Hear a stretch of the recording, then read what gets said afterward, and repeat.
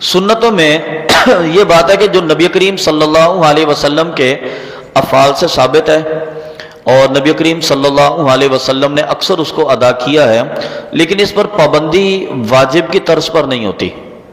پابندی ہوتی ہے آقا علیہ السلام کی، حضور سے ثابت ہیں، لیکن واجب طرز کی نہیں ہوتی، تو اس لیے یہ واجب سے ذرا کم ہوتے ہیں۔ لیکن اگر ترک کر دیا تو ثواب کے اندر کمی ہو جاتی ہے۔ نماز کا ثواب 100% نہیں ملتا، 90% ملے گا یا 80% ملے گا اگر کسی بندے نے ترک کر لیا۔ اور اگر سنت کو حقیر سمجھ کر چھوڑا کہ تو سنت ہے، چھوڑیں اس کو جناب، سنت کو حقیر سمجھ کے چھوڑا، پھر اس بندے کی نماز ہی باطل ہو گئی۔ کسی کی حقارت مقصود نہ ہو، سنت کی بھول کر چھوٹ گئی ہے تو پھر ثواب کے لیول میں کمی آ جائے گی، واجب الادا بھی نماز نہیں ہے، بس ثواب کے عمل میں کمی آ جائے گی۔ اس میں سب سے پہلے یہ ہے کہ تکبیر تحریمہ کہنے سے پہلے دونوں ہاتھوں کو کانوں تک اٹھانا، تو یہ کیا عمل ہے؟ یہ سنت ہے۔ تو گویا کہ جس بندے نے مثال کے طور پر اگر بھول کر اٹھائے نہیں ہاتھ، بس اس نے ویسے اللہ اکبر کہتے ہوئے ہاتھ باندھ لیے تو اس کی نماز شروع ہو جائے گی، لیکن سنت یہ ہے کہ نمازوں کے لیے کانوں تک ہاتھ کو اٹھائے۔ ایک سنت اس کے اندر یہ ہے۔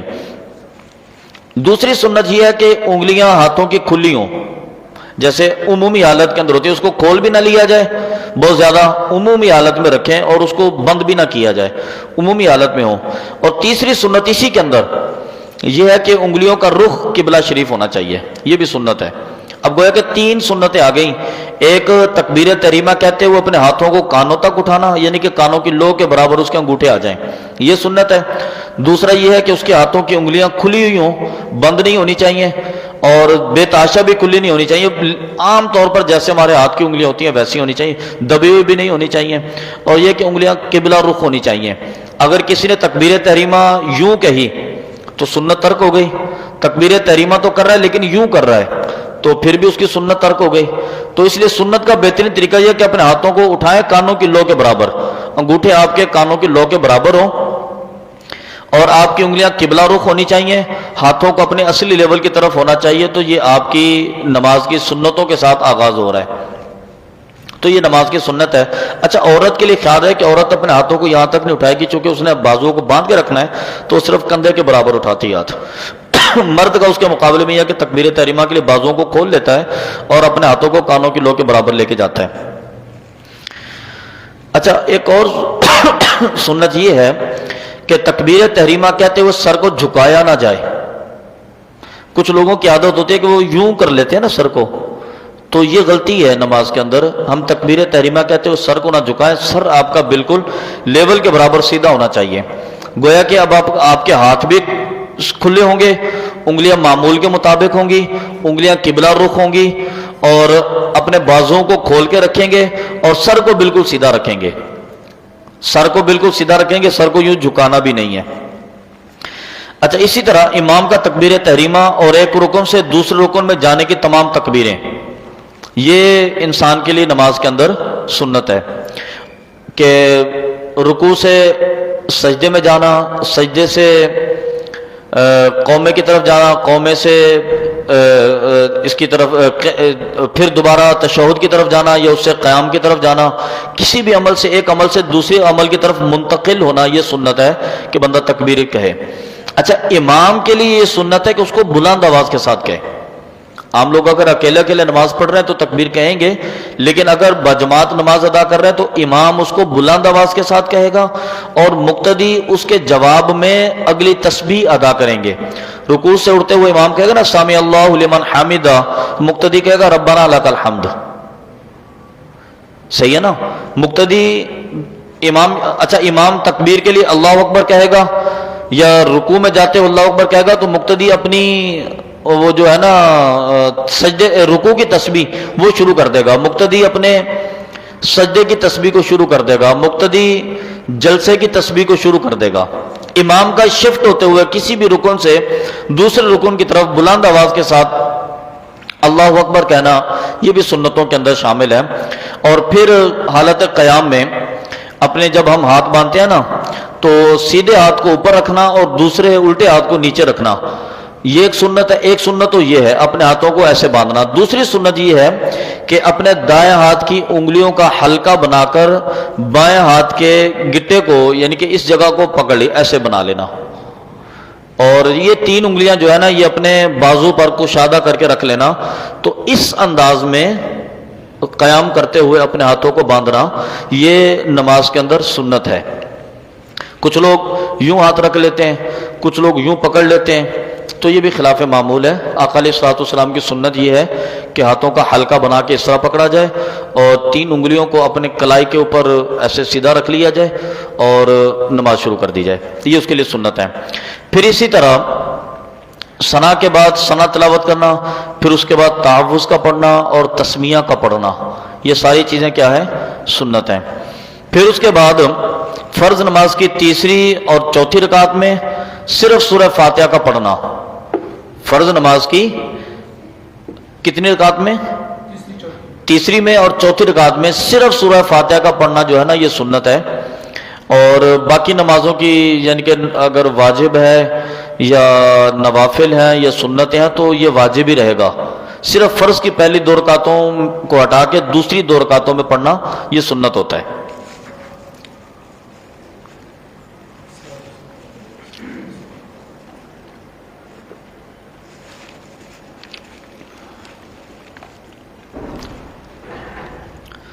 اسی طرح جب سورہ فاتحہ تلاوت ہو گئی تو اس کے بعد آمین آہستہ آواز میں کہنا، بلند آواز کے ساتھ نہیں کہنا، یہ سنت کے خلاف ہے۔ آہستہ آواز میں آمین کہنا یہ بھی نماز کی سنتوں میں ہے۔ اس کے بعد سنت کے مطابق قرات کرنا، یعنی کہ آپ اپنا سورہ فاتحہ بھی تلاوت کریں، چھوٹی سورت بھی ملائیں، آپ کا فرض بھی ادا ہو جائے گا، واجب بھی ادا ہو جائے گا۔ اور سنت کے مطابق تلاوت کا مطلب یہ ہے کہ کم سے کم 3 رکعت سے زیادہ ادا کرنا۔ اسی طرح فجر کی نماز میں سنت یہ بھی ہے کہ امام جب قرات کرے تو قرات کو تھوڑا سا لمبا کر لے، یہ امام کے لیے سنت ہے۔ اگر اکیلا نماز ادا کر رہا ہے تو اس کی مرضی ہے، چاہے سورہ اخلاص کے ساتھ اور سورہ کوثر کے ساتھ پڑھ لے، اس میں کوئی حرج نہیں ہے۔ امام صاحب کے لیے سنت اس لیے ہے، اس کو یوں دیکھ لیں کہ بہت سارے لوگ شریک ہو جائیں گے نماز کے اندر، تھوڑا سا تلاوت کو اگر طویل کر دیا جائے۔ اچھا، اس کے بعد رکوع اور سجدے میں 3 بار تسبیح پڑھنا، سبحان ربی الاعلی یا سبحان ربی العظیم کو 3 مرتبہ پڑھنا۔ اور باجماعت نماز کے اندر امام کے لیے مستحب یہ ہے، میں سنت کی بات نہیں کر رہا، مستحب ہے کہ امام اس کو اگر 5 مرتبہ پڑھ لے تاکہ پوری قوم کے لوگ اس کے ساتھ شریک ہو جائیں۔ کچھ لوگوں کے پڑھنے کی رفتار تیز ہوتی ہے، کچھ لوگوں کے پڑھنے کی رفتار آہستہ ہوتی ہے۔ اچھا، جو علماء ہوتے ہیں، قاری حضرات ہوتے ہیں نا، ان کی رفتار ویسے ہی تیز ہوتی ہے، صحیح ہے نا۔ آپ لوگ اگر قرآن پاک کا سپارہ پڑھنے کے لیے بیٹھیں گے نا تو میرے خیال میں آپ کو پونا گھنٹہ یا 1 گھنٹہ لگ جائے گا، اور قاری صاحب سے آپ کہیں گے تو قاری صاحب 15 منٹ میں پڑھ لیں گے۔ اور اس سے مستضاد، اس سے کمال یہ ہے کہ اگر مدرسے کے طالب علم کو کہیں وہ 10 منٹ کے اندر نمٹا دے گا۔ تو پڑھنے کی، کیونکہ ان کی روٹین ہے نا، یہ ان کے الفاظ زبان پر جاری ہوتے ہیں، تو اس لیے امام کے لیے مستحب یہ ہے کہ وہ 5 مرتبہ تلاوت کر لے تاکہ مقتدی کم سے کم اور نہیں تو 3 دفعہ اس کے ساتھ اس کو ادا کر لیں۔ اچھا، اسی طرح رکوع میں سر کو اور پیٹھ کو ایک سیدھ میں برابر رکھنا، کہ سر عمومی طور پہ کچھ لوگوں کی عادت ہوتی ہے کہ رکوع میں جاتے ہوئے سر کو جھکا لیتے ہیں بہت زیادہ نیچے کی طرف، تو سر کو نیچے کی طرف نہیں جھکنا چاہیے۔ سر کو ایک مخصوص اس طرح رکھے کہ اس کی پشت اور سر ان دونوں کا لیول برابر ہو، ایک ہی لکیر کے اندر ہو، یہ بھی نماز کے اندر سنت ہے۔ اور اسی طرح رکوع میں اپنے ہاتھوں کی انگلیوں کو کھول کر گھٹنے کو پکڑ لیا جائے، یہ بھی سنت ہے۔ جیسے یہ سمجھنا گھٹنا ہے نا تو دوسرا ہاتھ اس کے اوپر رکھا تو ایسے نہیں رکھنا، اس کو کھول کیسے اس کو پکڑ لیا، تو یہ بھی سنت کی ایک ادائیگی ہے۔ قومے میں امام کا تسمیع یعنی کہ سمع اللہ لمن حامدہ کہنا اور مقتدی کا تحمید یعنی کہ ربنا لک الحمد کہنا یہ سنت ہے۔ اور اگر اکیلا ہے تو پھر دونوں چیزیں کہے گا، امام کہے گا سمع اللہ لمن حامدہ تو مقتدی کیا کہے گا؟ ربنا لک الحمد۔ مقتدی سمع اللہ لمن حامدہ نہیں کہے گا کیونکہ مقتدی ہوتا ہے امام کے پیچھے، تو اگر مقتدی اور امام دونوں ہی مل کے سمع اللہ لمن حامدہ پہ کہتے تو برابر کے لیول میں آ گئے۔ امام سمع اللہ لمن حامدہ کہے گا، مقتدی جو ہے نا وہ ربنا لک الحمد کہے گا۔ اور اگر اکیلا ہے تو سمی اللہ لمن حامدہ بھی یہی کہے گا اور ربنا لک الحمد بھی یہی کہے گا۔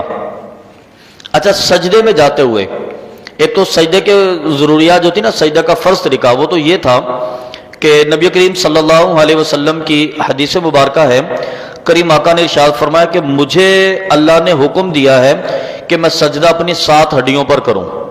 کیا حکم دیا ہے؟ 7 ہڈیوں پر سجدہ کرنے کا حکم دیا ہے۔ تو اس کا یہ ہے کہ دونوں پاؤں جب نیچے ہوں گے تو اس کی انگوٹھوں کی ہڈیاں نیچے لگی ہوں گی، دونوں گھٹنے زمین پہ رکھیں گے، پھر دونوں ہاتھ رکھیں گے تو 6 ہڈیاں یہ ہو جائیں گی نا۔ اس کے بعد 7واں جو ہے نا وہ یہ پیشانی کا زمین پر ٹکا ہونا۔ یہ 7 فرائض تھے سجدے کے۔ اچھا، ناک جو ہے نا زمین پر لگانا یہ واجبات میں سے ہے، سجدے کے واجبات میں، نماز کے واجبات نہیں، سجدے کے واجبات میں سے، کہ ناک کو زمین پر لگائے، اور اگر نرم قالین ہے نا تو اس کو اتنا دبا لے کہ اور زیادہ دبنے کی گنجائش نہ ہو، اور ناک کو یوں لگانا کہ کم سے کم یہ ساری جگہ نیچے لگ جائے، صرف ایسے ہلکی سی نوک نہیں ٹکانی مقصود ہوتی ہماری، ناک کو اچھی طرح زمین پر لگانا۔ تو نبی کریم صلی اللہ علیہ وسلم نے فرمایا کہ مجھے اللہ نے حکم دیا کہ سجدہ اپنے 7 ہڈیوں پر کرو۔ یہ تو سجدے کے فرائض میں سے تھا کہ دونوں پاؤں بھی زمین پر ہوں، دونوں گھٹنے بھی زمین پر ہوں، دونوں ہاتھ بھی زمین پر ہوں، اور اس کے بعد پیشانی ہو۔ یہ کم سے کم ایک مرتبہ سارے ارکان جو ہے نا یہ زمین پر لگے ہونے چاہیے۔ کسی معذوری کی وجہ سے یا کسی اور حاجت کی وجہ سے اگر بعد میں کوئی پاؤں اٹھ گیا تو پھر اس کے لیے کوئی مذائقہ نہیں ہے، لیکن ایک دفعہ سارے لگ جائیں۔ ہاں، اگر کسی کو گھٹنوں میں درد ہے، وہ بیٹھ نہیں سکتا، تو حالت معذوری میں اس کو ایک منفرد اجازت ہے۔ اچھا، سجدے کی حالت میں ان 7 ہڈیوں پر سجدہ کرنا یہ تو ہے، لیکن سجدہ کرتے ہوئے سب سے پہلے پیروں کا زمین پر ٹکانا، پھر اس کے بعد گھٹنوں کا زمین پر ٹکانا، پھر اس کے بعد ہاتھوں کا زمین پر رکھنا، اور پھر اس کے بعد پیشانی کا زمین پر رکھنا۔ اس ترتیب، یہ ساری چیزیں رکھنا بھی سنت ہے اور اس ترتیب کو برقرار رکھنا بھی سنت ہے۔ یعنی کہ پہلے اس کے پاؤں تو آلریڈی زمین پر ہوں گے، پہلے پاؤں زمین پر ہوں، پھر اس کے بعد گھٹنے زمین پہ رکھے، دوسری سنت، پھر اس کے بعد اپنے ہاتھوں کو زمین پر رکھے، ایک اور سنت، پھر اس کے بعد اپنی پیشانی کو زمین پر رکھے، ایک اور سنت، اور اٹھتے ہوئے اس کے خلاف پہلے اپنی پیشانی کو اٹھائے، پھر اپنے ہاتھوں کو اٹھائے، پھر اپنے گھٹنوں کو اٹھائے اور پھر کھڑا ہو جائے۔ یہ اس کے لیے سنت طریقے ہیں۔ اس کے ساتھ ساتھ میں یہ عرض کروں، یہ علیحدہ علیحدہ سنتیں بیان کرنے کا مقصد یہ تھا کہ اب اگر کسی آدمی نے کسی بھی وجہ سے یوں سجدہ کیا کہ پاؤں اس کے زمین پہ تھے اور وہ نیچے کی طرف جھکا، گھٹنوں کے درد کی وجہ سے یا کسی بھی مسئلے کی وجہ سے اس نے ہاتھ پہلے زمین پہ رکھے اور گھٹنے بعد میں زمین پر رکھے، پھر اس نے پیشانی رکھی، تو اس کی سنتیں ادا ہو جائیں گی۔ جو گھٹنے پہلے رکھنے والی ترتیب والی سنت ہی نہ وہ اس کی ختم ہو جائے گی، ترتیب والی سنت جو ہے وہ ختم ہو جائے گی۔ ترتیب یہ تھی کہ پہلے پاؤں نیچے ہوں، پھر اس کے بعد اس کے گھٹنے ہوں، پھر اس کے بعد اس کے ہاتھ ہوں، اور پھر اس کے بعد اس کی پیشانی ہو، اور اسی ترتیب سے اٹھے۔ گھٹنوں کے مرض کی وجہ سے یا کسی اور مرض کی وجہ سے اس نے اگر ترتیب میں خرابی کی تو ترتیب والی سنت ترک ہو جائے گی، باقی سنتیں اس کی اپنی جگہ پر باقی رہیں گی، اور اس کا اجر اس کو اللہ رب العالمین کی بارگاہ سے ادا کیا جائے گا۔ اسی طرح سجدے سے اٹھیں جب، تو یا جلسے میں یا حالت تشہد میں بیٹھتے ہوئے یہ بھی سنت ہے کہ بایاں پاؤں بچھا کر زمین پر اس کے اوپر خود بیٹھ جائے اور دائیں پاؤں کو کھڑا رکھے، اور اس کی انگلیوں کا رخ قبلہ کی طرف ہونا چاہیے۔ انگلیاں اس کی ایسے یعنی کہ زمین پہ ایسے مڑی ہوئی ہوں جن کا رخ قبلہ کی طرف ہو، تو یہ بھی اس کے لیے نماز کی سنتوں میں ہے۔ تشہد میں چونکہ التحیات کا پڑھنا یہ نماز کے واجبات میں سے تھا، اور تشہد کے لیے پہلے بیٹھنا یہ بھی پہلے قاعدہ اولا جو ہے یہ بھی واجبات میں سے ہے، اگر قاعدہ خیرہ ہوگا تو نماز کے فرائض میں ہوگا، لیکن اس میں بیٹھتے ہوئے جب تشہد پڑھیں گے نا، اشہد ان لا الہ الا اللہ پر انگلی کا اٹھانا، کہ اشہد اللہ، اللام جو ہے نا لا کی، اس کے اوپر انگلی کو اٹھایا جائے اور الا اللہ پر گرا دیا جائے، یہ سنت ہے۔ اشہد ان لا الہ الا اللہ، لا اللہ کی لا پہ انگلی کو اٹھائیں، الا اللہ پہ انگلی کو گرا دیں، یہ ایک سنت۔ دوسری سنت اس کی یہ ہے کہ ہمارے یہاں عمومی طور پہ یہ ہوتا ہے کہ بعض لوگ نا ایسے آتے ہیں نا تو ایسے انگلی کھڑی کرتے ہیں، تو یہ بھی ہے، بعض لوگ کیا کرتے ہیں کہ وہ انگلی کٹھی کرتے ہیں، انگلی کھڑی کی، الا اللہ پہ گرا تو دی لیکن باقی ہاتھ پھر ایسے ہی ہے اس کا، اور پوری نماز مکمل کی تو یہ بھی سنت کے خلاف ہے دونوں عمل. طریقہ یہ ہے، یہ سنت طریقہ یہ ہے کہ ان دو انگلیوں کا حلقہ بنایا جائے، اور باقی یہ جو دو انگلیاں نا یہ ایسے بند کر دی جائیں، اور اس انگلی کو کھڑا کیا جائے اشہد اللہ الہ الا اللہ پر گرا کے ہاتھ کھول کے پھر برابر رکھ لیے جائیں. یہ بھی نماز کے اندر ایک سنت ہے. اشہد اللہ الہ الا اللہ اس پہ مکمل کریں، اور اس کے بعد قعدہ اخیرہ میں درود ابراہیمی کا پڑھنا اور اس کے بعد دعا کا پڑھنا، یہ دو سنتیں ہیں. درود ابراہیمی کا پڑھنا قعدہ اخیرہ کے اندر، قعدہ اولا میں نہیں، کیونکہ قعدہ اولا جو ہے نا اس کے اندر فقط تشہد پڑھیں گے، وہ واجب ہوتی ہے. اس کے بعد کھڑے ہو جائیں گے تیسری رکعت کے لیے. اگر کسی نے وہاں پر درود ابراہیمی شروع کر دیا تو اس نے فرض کو تاخیر کی، سجدہ صاحب اس پر واجب آ جائے گا تاخیر کی وجہ سے. تو قعدہ اخیرہ کے اندر تشہد کے بعد درود ابراہیمی کا تلاوت کرنا یہ ایک سنت ہے، اور اس کے بعد دعا وہ جو منقول ہے ربی جعلنی والی اس کا تلاوت کرنا یہ بھی سنت ہے. اور اس کے بعد کسی اور دعا کا پڑھ لینا یہ سنت ہے. اگر آپ ربنا آتنا فی الدنیا حسنہ پڑھ لیں یا کوئی اور دعا اگر آپ پڑھنا چاہتے تو پڑھ لیں، اور پھر اس کے بعد سلام پھیرنا. اسی طرح سلام پھیرتے ہوئے پہلے دائیں طرف سلام پھیرنا اور پھر بائیں طرف سلام پھیرنا. خروج بھی سنی فرض میں سے تھا، السلام علیکم ورحمۃ اللہ کہتے ہوئے سلام پھیرنا یہ واجبات میں سے تھا. پہلے دائیں طرف سلام پھیرنا پھر بائیں طرف سلام پھیرنا یہ سنتوں میں تھا. اچھا، پھر اس کے اندر ایک سنت یہ بھی ہے کہ جب آپ دائیں طرف سلام پھیرے تو آپ کی نظر اپنے کندھے پر ہو، اور جب آپ بائیں طرف سلام پھیرے تو پھر آپ کی نظر آپ کے دوسرے کندھے پر ہو، تو کندھے پر نظر ہو. اور تیسری سنت اسی کے اندر ایک یہ ہے کہ جب آپ دائیں طرف سلام پھیرے تو اس طرف موجود فرشتوں کی نیت کر لیں سلام کی، اور بائیں طرف سلام پھیرے تو پھر اس طرف موجود فرشتوں کی نیت کر لیں سلام کرنے کی، اور ساتھ میں جو مقتدی حضرات ہیں نا سارے آپ کی صف کے اندر برابر شریک ہیں، ان سب کی نیت کر لیں. امام بھی ان کی نیت کرے، آپ بھی ان کی نیت کریں. اچھا، اب صف میں یہ ہوتا ہے عمومی طور پہ کہ بعض لوگ امام کے بالکل پیچھے بیٹھے ہیں، جیسے مؤذن ہے ہمارا، بعض لوگ سیدھی طرف بیٹھے ہوتے ہیں، بعض لوگ الٹی طرف پہ بیٹھے ہوتے ہیں. تو جب آپ جو مؤذن ہے نا وہ سلام پھیرتے دونوں طرف سلام پھیرتے امام کی نیت رکھے گا، اور جو سیدھی طرف بیٹھا ہوا ہے وہ اپنے دائیں طرف سلام پھیرے گا تو اس طرف کے لوگوں کی اور فرشتوں کی نیت کرے گا. بائیں طرف سلام پھیرے گا تو پھر امام بھی ہے نا اس طرف، وہ امام کی نیت بھی کرے گا. اور اس طرف والے موجود لوگ جو ہیں جب وہ سیدھی طرف سلام پھیریں گے تو چونکہ ان کی طرف امام صاحب ہوں گے، وہ امام کے لیے السلام علیکم کی نیت کرے گا، اور مؤذن کی ہے پھر باقی مقتدی حضرات، اور بائیں طرف کرے گا تو پھر باقی مقتدی حضرات اور فرشتوں کی نیت کرے گا. کیونکہ اللہ رب العالمین کی طرف سے فرشتوں کی ایک تعداد جو ہے نا مختص ہے کہ وہ آتی ہے اور آنے کے بعد لوگوں کی نمازوں میں شریک ہوتی ہے، اور لوگ جو ہے نا ان کے ساتھ مستفیض ہوتے ہیں، تو اس لیے سلام کے اندر ان کو شامل کر لیا جائے. یہ نماز کے شرائط، نماز کے فرائض، نماز کے واجبات، نماز کی سنتیں تھیں. یقیناً ہر چیز آپ کے ذہن میں آ گئی.